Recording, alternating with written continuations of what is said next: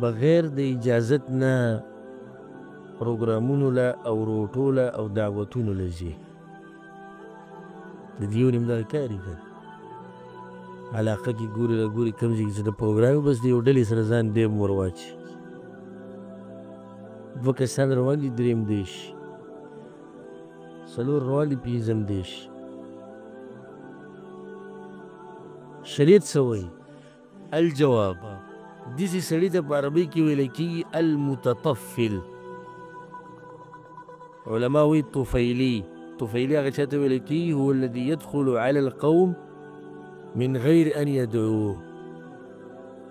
هغه سړی چې یو قوم باندې ورننوځي خوراک له بیټک ته مجلس ته او ده له چا دعوت نه یې ورکړی، ده ته عربۍ کې او علماو ته طفیلي وایي. څه طفیلي. یو حدیث کې دا راځي رسول صلی الله علیه وسلم وایي چې من دعیه فلم یجب، چاله چې دعوت ورکړی شو او لا نړ فقد عصى الله ورسوله، الله او د الله د رسول نافرماني وکړه. ومن دخل على غیر دعوه، او څوک چې ورننوتو بغیر د دعوت نه نو دخل سارقا وخرج مغیرا، نو دی غل ورننوتو او چې راووتو لکه ډاکه په زور یې سړي نه مال وخوړو. خو دا حدیث سندن کمزوری دی. سنن ابي داود کې د حدیث ته امام نسایي هم راوړی، دا سندن کمزوری. خو دا صحیح خبره چې شریعت موږ له دا ادب راکړی چې ته به د خپل عزت خیال ساتي. نو کله چې تا ته دعوت نه وي درکړی شوی یا د احوالو نه ته دا خبره معلومولی شي یا دغه سړی ته وایي چې بهی زه یې پېژنم نه ما پېژن، نو بیا دغه ځای ته تله دا غوره نه دي. او تا ته د یو سړي په باره کې پته ده چې هغه سړی داسې پروګرام کوي چې پلاني ته راشي ځان سره ملګري راوله، پلاني ته راشي ځان سره ملګري راوله، هېڅ خبره که لاړې چې درته ویلي نه وي. نو زما خو خپل ځاني کار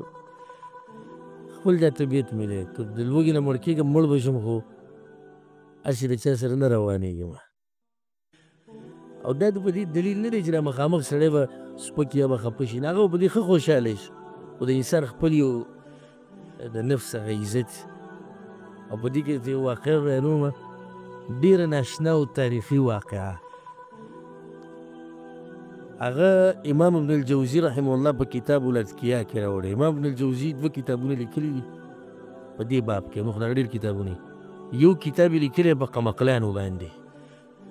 قمقل انسان د جسم نه څنګه د صفاتو نه څنګه او د قمقلانو قصې. او دویم کتاب یې لیکلی کتاب الاذکیا، هوښیار سړي علامه او د هوښیارانو قصې. نو په دې کتاب کې هغه یو واقعه راوړې ډېره ناشنا. وایي چې قال منصور ابن علي الجهضمي، منصور ابن علي الجهضمي رحمه الله وایي زما یو ګاونډي و طفیلي دی به د چا خاوړېدلی او وایي دومره ښکلی شکل یې و، ښایسته انسان، او چې خبرې به یې کولې یعنې فصاحت او بلاغت پکې و، خوشبو به قیمتي خوشبو استعمالوله. خو دا کار به کوو چې اني اذا دعیت الى دعوة تبعني، چې د چا به ما له دعوت نه کوي دی به م راوشو. نو خلکو به زما د لاسې بیا د ده عزت کوم چې زه دا د پلاني سره راغلی یم، ده به خلکو عزت کوو، دا ګمان به یې کوو چې دا زما ملګری دی، یعنې ما د ځان سره به خپله وصل. ته خو خبر ده چې دا ځوان شیر خو د لارې نه ملګری کېږي د سړي سره. نو یو ورځ داسې وشو چې د بصرې ښار چې کوم امیر و جعفر بن القاسم الهاشمي، هغه خپل زوی صورت کړی او په هغې باندې پروګرام کوو. نو زه په انتظار وم چې د امیر به ما له دعوت راکوي او که نه، او په زړه کې مې دا وه که دعوت یې راکړ او دا سړی را سره لاړ نو دې پیرلی نه پرېږدم، نور دا غریب هم تنګ کړو. بس زه دغه سوچ کوم چې دغه امیر د طرف نه کس راغی او ما ته یې ووایي چې هغه ته دعوت درکوي چې ته راشي. ما چې څه وایي ما کپړې وپړې واچول او بهر ته ووتم، سړی مې ونه لید. چې کوم د ده ګاونډي و وایي زه ما یې که چې نن د سړي لکه چې دا خطا شوی وایي چې زه د امیر دروازې ته ورسېدم هلته ولاړ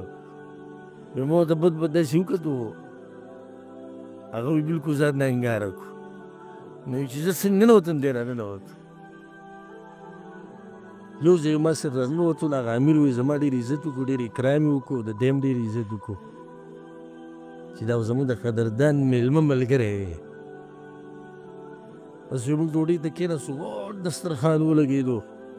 او ټول بیا دا مشران ناست وو او یو پکې دی هم را ننوته وایي فلما مد یده وایي کله چې لاس ور مخکې کړو او خوراک یې شروع کوو د ګاونډي د ده وایي ما اواز اوچت کړو ما وایي چې حدثنا درست بن زیاد دا حدیث ما اورېدلی دی د درست بن زیاد نه عن ابان بن طارق هغه اورېدلی د ابان بن طارق نه عن نافع هغه اورېدلی نافع نه عن ابن عمر هغه اورېدلی عبدالله بن عمر نه عن النبي صلی الله علیه وسلم هغه اورېدلی د رسول صلی الله من دخل دار قوم بغیر اذنهم فاکل طعامهم دخل سارقا وخرج مغیرا چې کله څوک چا کره ورننوځي بغیر د اجازت نه نو دا غل ورننوته او ډاکو راووتو هغه ماته داسې وکتو او پوه شو چې ما ته یې واوروه اوس نور کسان نه پوهېږي څه قیصه ده خو دی خو پوه شو ما ته وایي چې خطا شوې الټې ده ته وویل خطا شو خطایي دله ثابتوم وایي اول کار دې غلط دا وکړو چې ټول خلک دې په ځان باندې شکیان کړو چې دې که څه موږ ته دا خبره اورې او دا خبره ده صحیح ده دا حدیث عام ویلو هر سړی ځان ته په دغه کې شو چې ګوره څوک یادوي او دویم کار دې دا غلط وکړو د دومره غټ امیر او د دومره سخي انسان په دسترخوان باندې دا خبرې کوي دریم کار دی ناشنا وکړو ډېر هوښیار انسان او درېیمه وایي دا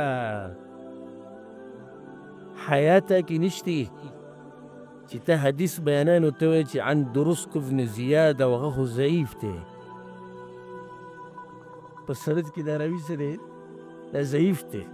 عن ابان بن طارق دی وویل ابان بن طارق د علما حدیث نه بیانوي هغه هم ضعیف دی هو متروک الحدیث او بیا وایي ته وایې چې پیغمبر ویلي دي نو په دې حدیث خو څوک عمل هم نه کوي یو سړی راننوتو بغیر اجازت نه ډوډۍ وخوړه غل شو چا ته لاس پرې کړی دی نو څنګه ته دا حدیث بیا رسول وسلم ته م ورسو ظالم وویل سړی راګر کړی سم او بله خبره وي دا واوره حدیث هغه تا ته نه دی یاد حدثنا ابو عاصم النبیل دا حدیث ما اورېدلی د ابو عاصم النبیل نه عن ابن جریج هغه د ابن جریج نه عن ابي الزبير هغه د ابو الزبير نه عن جابر رضی الله عنه هغه د جابر نه عن النبي صلی الله علیه وسلم قال هغه د رسول صلی الله علیه وسلم اول مجلسونه به داسې وي تاسو به تعجب کوئ خو اول مجلسونه دغه شان وي